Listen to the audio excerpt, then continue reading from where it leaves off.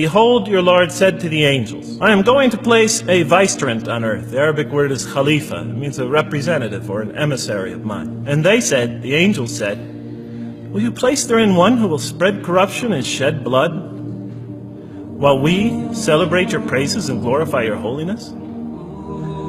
And God said, He said, "Truly I know what you do not know." See, that's the verse that hooked me. That's the verse that caught my attention. That's the one that kept on making me read the story again and again and again. Because listen to the way it begins. "Behold, your Lord said to the angels, I am going to place a representative of mine on earth, a vicegerent of mine, an emissary, one who acts on my behalf." I thought, that's not the way it goes. You're not supposed to be placing man on earth in some positive role. You place man on earth as a punishment for his sin. Clearly, I knew the author didn't quite get the point. But still, it was an amazing line. But then I come to the next line, and it says, "And the angels say, will you place therein one who will spread corruption and shed blood, while we celebrate your praises and glorify you?" I looked at it again. I couldn't believe the question. I looked at that and I said, exactly. That would be my question. Why would you create this being, supposedly for some positive role, when he's capable of doing tremendous wrongdoing? When he could spread corruption and shed much blood? Why would you create this violent and pernicious creature when you could create angels? As the angels clearly say, while we, the angels, celebrate your praises and glorify you. They were asking one of the most fundamental questions in the entire history of religion. Why create you, man, this utterly fallible creature, this creature who could rebel against God's will, who could do such tremendous wrongdoing, who could wreak havoc like no other creature on earth, when you can make them angels? That whole question, everything that I ever thought, everything that I ever experienced, everything that I ever knew was in that question. It was as if the author took my life and wanted to pick out exactly the right question to humiliate me, to provoke me, to anger me. Why create man, this most destructive and violent creature, when you could make them angels? And then look at the answer. And he said, God said, "Truly I know what you do not know." You know, in modern parlance, we would say, "I know exactly what I'm doing." I read that and said, what? You know what you do not know? You know exactly what you're doing? Well, please inform me. Tell me what you're doing. You can't just get off that easy. You can't just tell me you know exactly what you're doing. Not after what I've been through. Not after you made me this way. And then I realized, of course, I was arguing with a God I didn't even believe in. And that would happen several times as I read through the Quran. And sometimes I would just get into so agitated by what I read, I'd start arguing with this voice that I'm reading before me, that's calling to me. So we turn to the next verse. It turns out that the Quran just doesn't dismiss the question. It starts to answer it a little bit. And in the next verse it says, "And he taught Adam," God taught Adam, "the names of all things. And then he placed them before the angels and said, tell me their names if you are right." So this verse is clearly referring to the previous one. But notice what it says. "And he taught Adam the names of all things."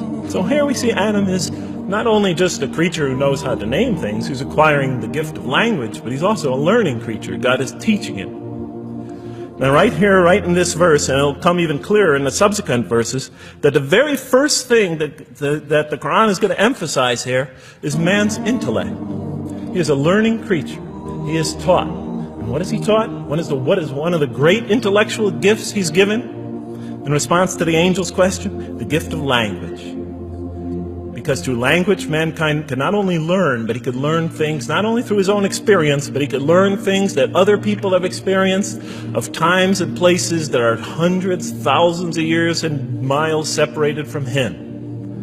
And so that all our knowledge becomes cumulative.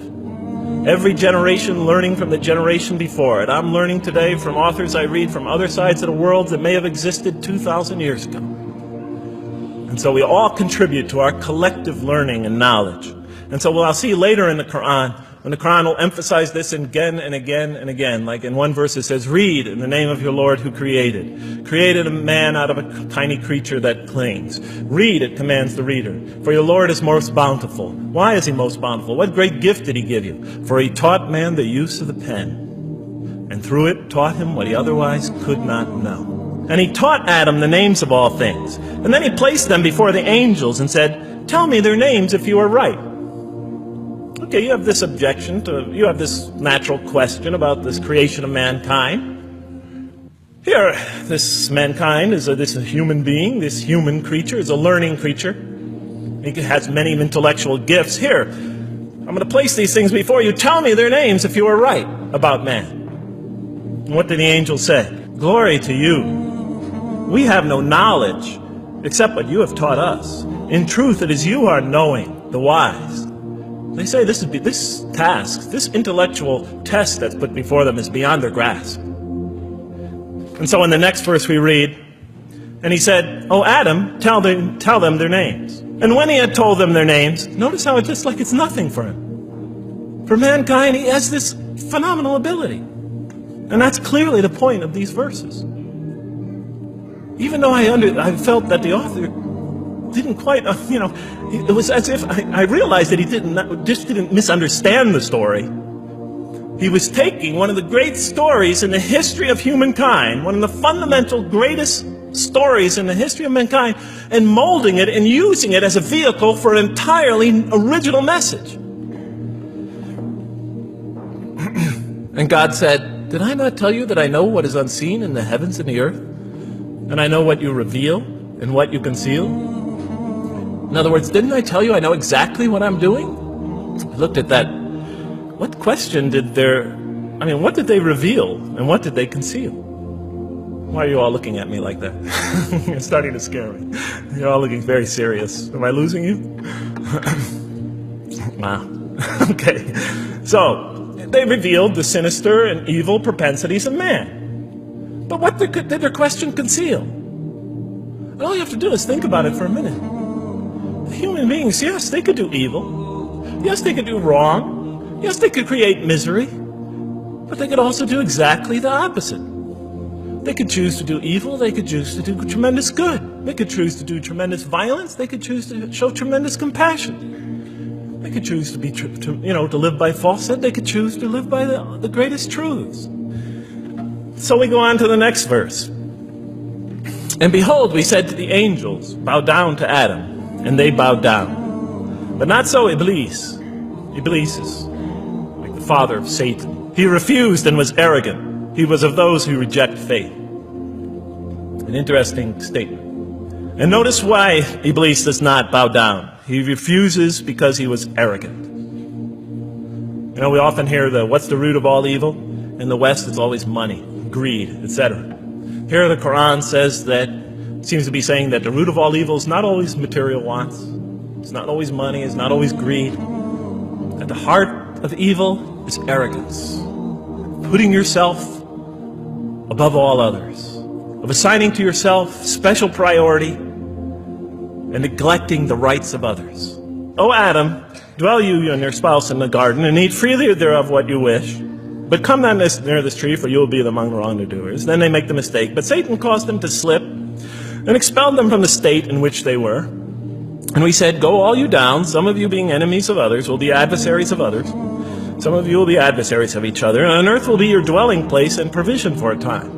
Let's go back from where we started. First, mankind is being taught. We see he's an intellectual being. Then we show he's a moral being.